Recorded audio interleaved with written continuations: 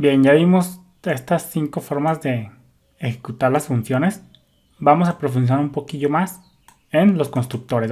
Vamos a detenernos un ratito aquí en los constructores. Primero, como ya sabemos, antes de pasar a esto, a constructores, a seguir profundizando en constructores, como ya sabemos, un método no es más que una función de JavaScript que se almacena en una propiedad de un objeto. Por ejemplo, si tienes una función que se llame función y un objeto, puedes definir un método llamado mi método en objeto con la siguiente línea. Por ejemplo, fíjate, si tenemos por ejemplo let objeto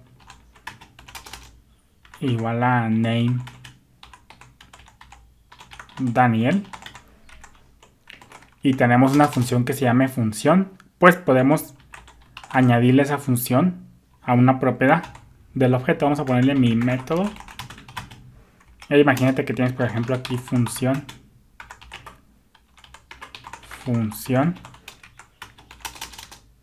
y aquí tienes por ejemplo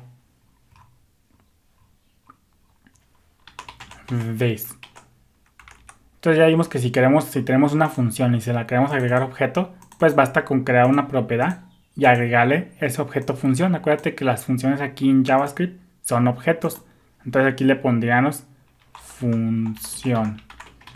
Y ahora enseguida pues le invocamos así, objeto, mi método, e invocamos. Guardamos. Recargamos, fíjate cómo dice name y todo muy bien. Si esto requiriera parámetros, pues los pondríamos A, B. Entonces aquí pondríamos un log que diga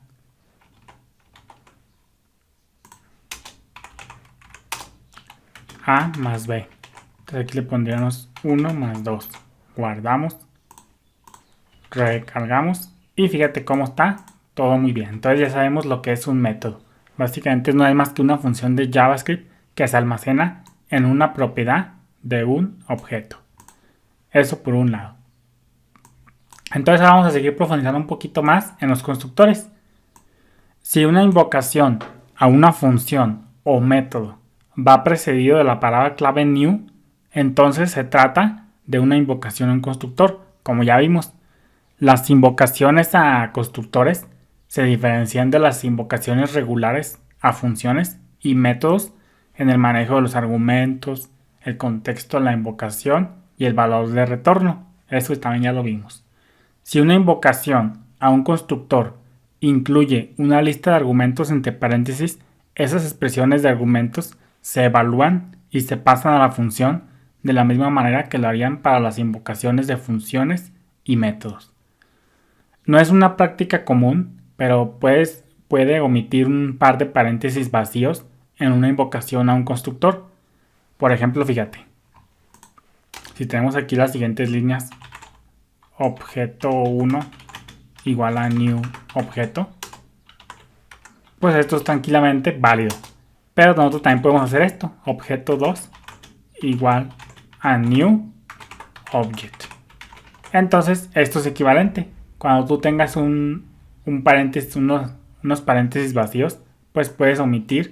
Cuando tu constructor no reciba argumentos, pues puedes omitir los paréntesis. Aunque pues no es una práctica común y se ve muy sucio. A mí me gusta poner de todos modos los paréntesis.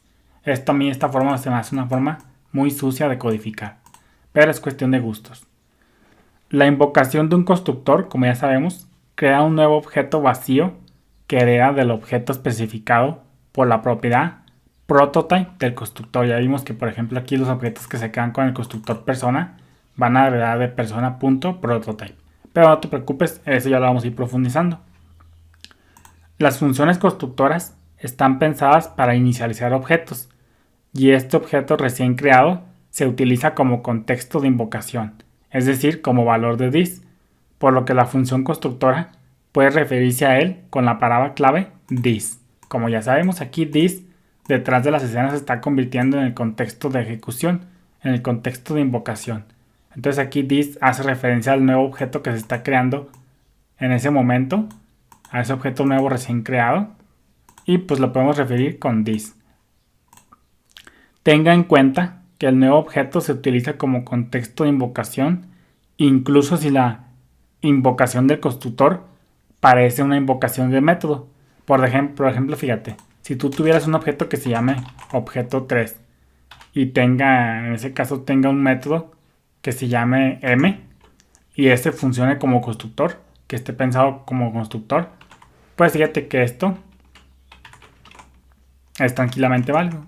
Let otro objeto es igual a new objeto. Entonces aquí, imagínate que el objeto 2 tiene una función m que es como constructor, que sirve como constructor. Entonces new, aquí básicamente estás haciendo new y estás invocando el constructor m. Entonces aunque esto parezca una invocación de un método, sigue siendo un constructor. Y entonces aquí esta forma sigue siendo referencia. Cuando tú invocas un constructor de esta manera, aunque parece una invocación de método, pues el contexto de invocación, el contexto this, va a seguir haciendo referencia al objeto recién creado. Entonces esta forma también es válida, pero el contexto de invocación no cambia. Hace referencia al objeto nuevo que se está creando. Entonces no te confundas. En los constructores siempre va a hacer referencia, ahorita hasta cierto punto, al objeto recién creado. Las funciones constructoras no suelen utilizar la palabra clave return, como ya lo vimos por acá. Normalmente inicializan el nuevo objeto y luego lo retornan implícitamente cuando llegan al final del cuerpo de la función del constructor. En este caso, el nuevo objeto es el valor de la expresión de invocación del constructor. Sin embargo, si un constructor utiliza explícitamente la sentencia return para devolver un objeto, entonces ese objeto se convierte en el valor de la expresión de la invocación. Si tú tienes aquí return, no sé, por ejemplo, hola igual a webtd, esto es un objeto. Pero ya se está alargando un video, lo vamos a dejar para el siguiente. Bendiciones.